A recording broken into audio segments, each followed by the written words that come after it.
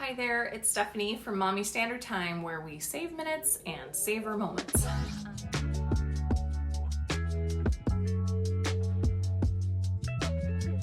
If you're new here, part of my drive to savor moments with my family stems from the fact that I am a breast cancer survivor. In fact, today marks 4 years, I can't believe it, since I finished cancer treatment. There I am on my last day of radiation. So normally on this anniversary, I give an update on how things are going, how my survivorship is going, how my hair is growing back, do I have any lingering chemo symptoms, and honestly, just the joys of going through menopause in your 30s. So yes, a lot of times my updates are TMI, but this year I felt like I didn't have a whole lot of news to share other than my first recurrence scare, but I already did a video on that. So for today, I've decided to make a video to answer a question that I get asked a lot as someone who's on this side of cancer. And that is, Stephanie, my friend, my family member, my coworker was just diagnosed with cancer. How can I support them? What do I even say? And I know that it can be difficult to put into words exactly how you're feeling when you're trying to show support for your loved one with cancer. So I thought it would be helpful to outline what to say and what not to say to someone who has cancer based on my own experience as a survivor. I'm not going to share and discuss the flat out insensitive things that people say to those fighting cancer. I'd say that most of us know what topics to avoid when talking to someone with cancer. But just in case, here's a quick list. Don't talk about potential hair loss or comment on the shape of someone's bald head. Don't give unsolicited advice on cancer treatment decisions. Don't start a sentence with, well, at least, or look on the bright side. Don't refer to reconstruction surgeries as bonus plastic surgery or nausea as a weight loss strategy. And under any circumstances, don't complain to your loved one if you disagree with how you found out about their cancer. I know that was a quick list, and that's all I'm going to say about those really insensitive statements.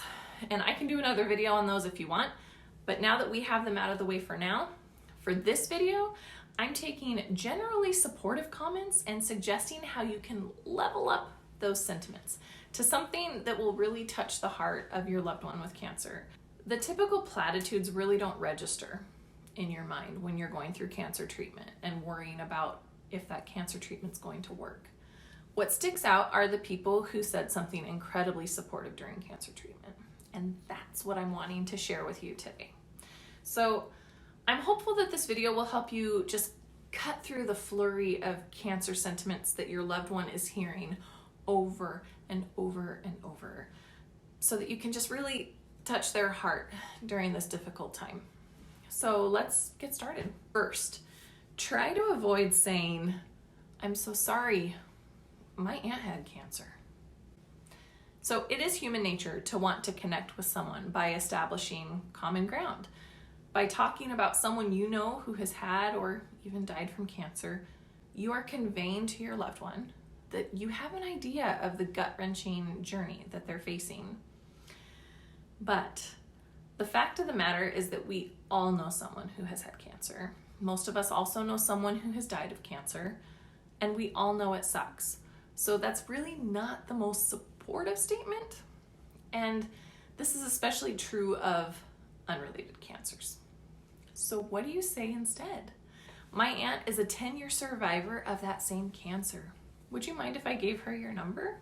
And the reason why that's extra supportive is because hearing that it's possible to get through treatment for the same cancer and thrive for many years afterwards is really supportive.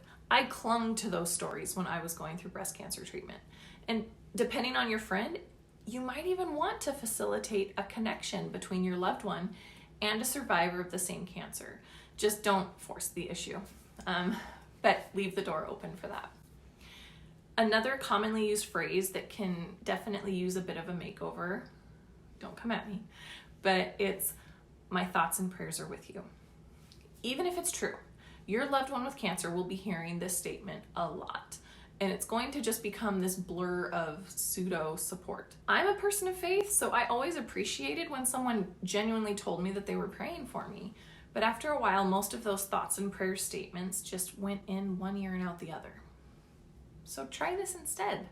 Say, I'm sorry to hear you're having trouble with your nausea. I'll be praying or hoping that your doctors can find something to help. What stuck out to me when I was fighting cancer was when a friend would come up to me and tell me something specific that they had been praying for. Because this showed me that they were paying attention to me and were genuinely concerned about what I was going through. So whether it's prayer or good vibes, whatever works for you, being specific about what you're hoping for will really show that you're thinking of your loved one, and it will touch them. I can guarantee that.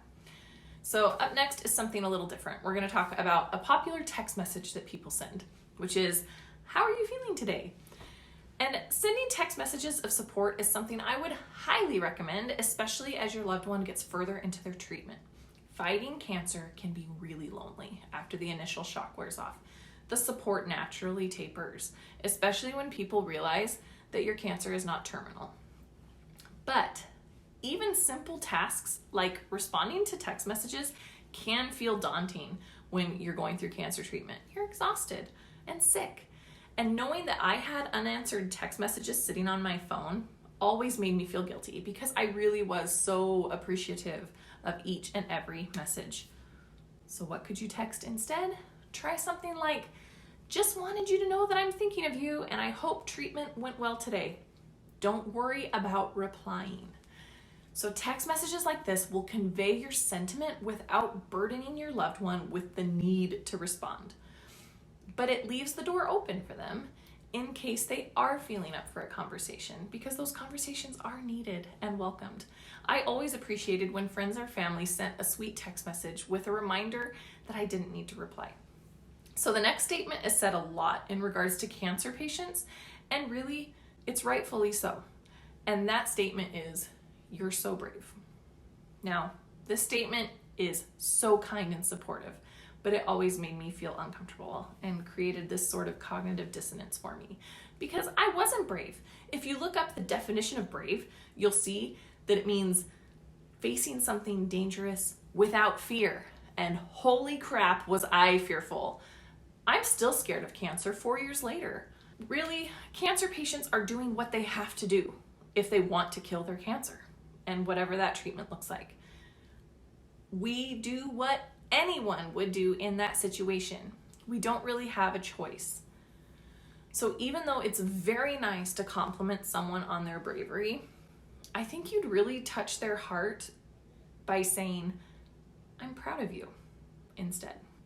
I think when people compliment cancer patients for their bravery, I think the main sentiment they're trying to convey is they're proud of their loved one.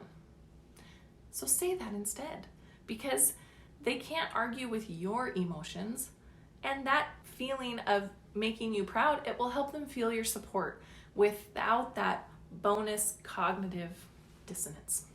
So this next statement to level up is really more of an action, and that is, here, I bought this for you.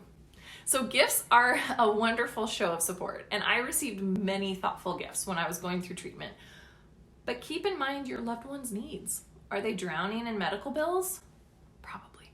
Has their income been slashed due to reduced hours at work or having to go on short-term disability? Very likely. So, a candle or lotion might not be the strongest show of support, but I'm sure they would really appreciate it.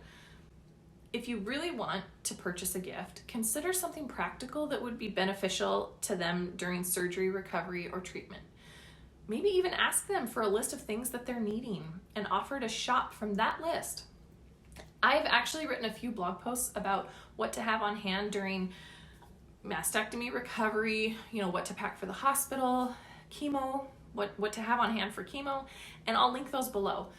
But really, if your loved one has to purchase all of these must-have items on their own, it really can add up. So try this instead.